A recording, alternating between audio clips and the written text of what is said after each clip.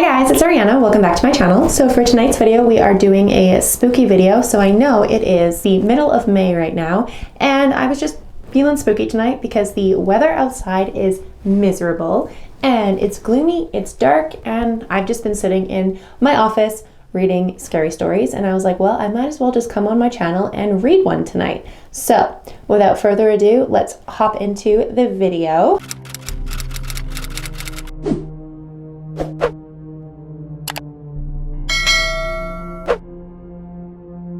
So this is a paranormal story from Mer from Ingo. So I don't actually know their name. I was just talking to them over Reddit and they gave me permission to read their story on my channel. So thank you so much, Mer from Ingo. I don't know if I'm saying your name right, but that is your username. So I will have all of the stories linked down below in my description box. So if you guys want to go check those out, you can check out their user, you can check out their Reddit, you can check out all their other stories. This is a fairly long story, so I'm going to read all of it, and then there is a shorter one that I may add in at the end, but this one is really long. So I really hope the sound quality is okay. I have my lapel mic just pinned to my shirt. I've noticed that my lapel mic has kind of been going really echoey, then really normal, then echoey, then normal in the last couple of videos. I don't know what's causing that, so I'm hoping that stops, and I'm hoping it's just maybe the position that I have it on my shirt or something. It's catching it at a weird angle. I don't know, but I'm hoping I can get that resolved soon. So I didn't actually film this look tonight. I just did a quick look myself. I was just playing around with the Avani Greg palette from Morphe. So if you guys don't know what my first impressions are on that, it is up in the eye, so you guys can go check it out. And I am just playing around with it, getting a feel with it so that I can give you guys a review video in the next couple of days. So I always need to play with it a little bit more before I can tell you if I like it or not. But so far, the eyeshadows work great. The liners are terrible, but that's a whole other story. So for tonight's video, we are burning a cookies and cream milkshake candle. So in all of my spooky videos, I always burn a candle. It's just kind of been a tradition now. And this is the Bath & Body Works cookies and cream candle, and it smells exactly like cookies and cream, and I love it. So we are ready. Let's hop into the spooky stories. All right, so this one is called An Imaginary Friend and the Monster She Brought. Hi there, I've never sent any stories before, so I apologize if it comes off as a little confusing. This also might be a little bit of a long story, so I apologize in advance. First, I'll talk about the ghost I knew as a child. I grew up with a friend named Carmen, and her and I played at my house almost every day. When we were around 7 or 8, we started playing with our imaginary friend. I remember her very clearly. I met her first in the alley behind my house. She was young, the same age as us, and told us she didn't remember her name. She wore a blue sundress with white sandals with little sequins. I took her into my backyard and we played in the grass for a while before I was called inside by my mother. The next day I brought Carmen into the backyard with me. We found the girl sitting behind our neighbor's fence and invited her over again. We decided to call her Sunny because of the sunshine designs on her dress. We played for a while, but then it was time for Carmen and I to go back, so she started crying. She held our hands and said she didn't want to be alone. Being little kids, we suggested she live in the little tree house, which is turned away from my house so nobody can see into it unless they go up there. She excitedly agreed, and for months, Carmen and I went up and played games with Sunny. Our parents let us, laughing about our overactive imagination, until Carmen stopped sleeping at night. Carmen came over one day having clearly been crying. She said that in the night she woke up and couldn't move because something was sitting on her back and breathing in her ears. I reassured her it was just a bad dream, and we went on to play with Sunny.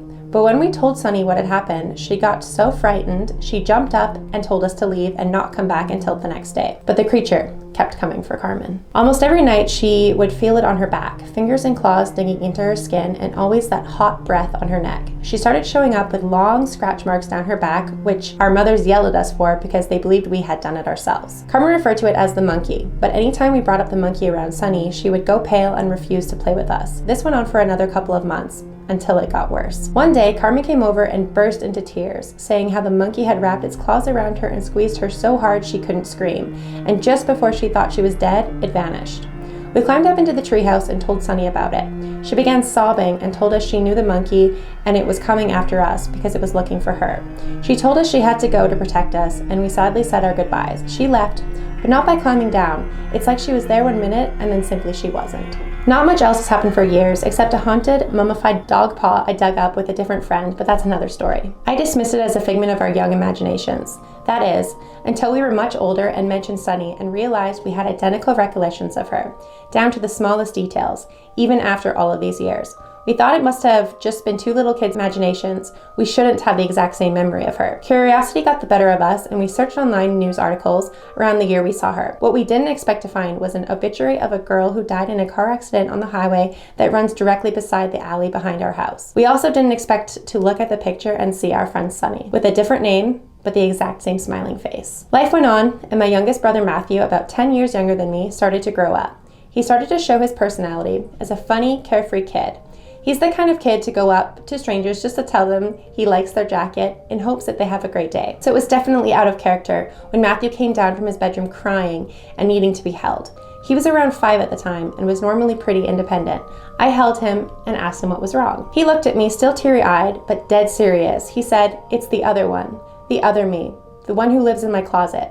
He grabbed me and it hurt me, and he told me he was going to live with you guys and I'll have to go away. I was a little freaked out by what he had said, and I nervously laughed and asked if I had ever met the other one. He looked at me with the same dead serious look and said, "Of course." He spent the night with you last night. With shock, I thought back to the morning where I had in fact woken up with Matthew having crawled into bed with me, and I remember how he hadn't said a word to me. He hadn't turned where I could see his face. I nervously laughed it off again, and Matthew explained how the other one was a boy that looked like him but wanted to replace him. But the other one wanted to hurt us all. Matthew stressed that he wanted to hurt us very badly. A few days later, the family was in the car on some kind of road trip. Matthew was watching TV on my mother's iPad, and we were all mostly doing things on our own. Suddenly, Matthew looked up and said in the most monotone, matter-of-fact way, "He's still here, just so you know, the other Matthew. He knows where we are and is still here." He returned to watching his show, showing no indication he had even just spoken. We all looked at each other with such confusion and nervousness, but ended up just shaking it off. How would you shake that off? That's so creepy. Kids freak me out. They're so weird. About a month after the car trip, nothing had really happened, and we'd mostly forgotten about it. Matthew and I were home alone, and I was in charge of babysitting. He was being uncharacteristically bratty, pinching me and tugging my hair, and I got frustrated and asked him why he was being so mean. He looked at me, suddenly serious again, and considered it for a moment before answering. He said, "I don't know, I think he's making me do it," and then proceeded to hit himself in the side of the head over and over while shouting, "Get out of me, get out of me." I had to grab his hand to stop him, but I was pretty unnerved for the rest of the night. The last thing that I know of what happened pertaining to the other Matthew is when we came home as a family one day to see the light on in the basement. We know we didn't leave on. We were nervous enough that my dad searched the house for an intruder, but didn't find anyone.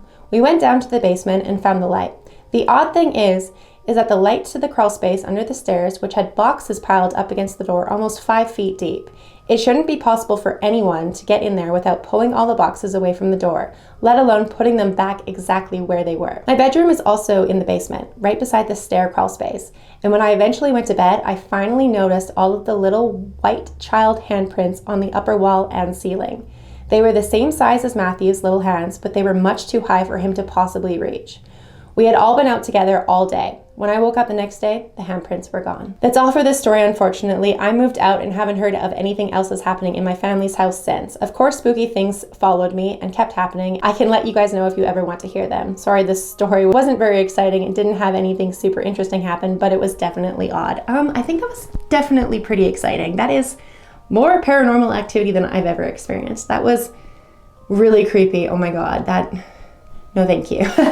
I don't know how I would feel about my little brother telling me that there was an exact duplicate of him that wants to replace him, but is evil. Kids freak me out. They say the scariest things. Like, that is terrifying. I don't know what I would do. I'm so paranoid. So if somebody said that to me, I would literally lose my shit. That is so scary. So I do have another story that we can read. It is a very quick story though, so I don't think this video is going to be quite as long as I thought it was going to be, but that is okay because I suck at reading. The next one is Voices in the Closet. So this is from Freya025. They gave me permission quite a long time ago, so I didn't talk to them today, but they gave me permission. I think it was in January when I messaged them, so I do have permission to read this. So again, I will link them down below. A few years ago, I used to house sit for my neighbors across the street from where I live since they didn't have any family in town at the time. The first time I stayed there, I was a bit uncomfortable because I couldn't tell the noises the house naturally made as it settles from the noises that didn't belong. I eventually got used to it, but I still felt like something was a bit off.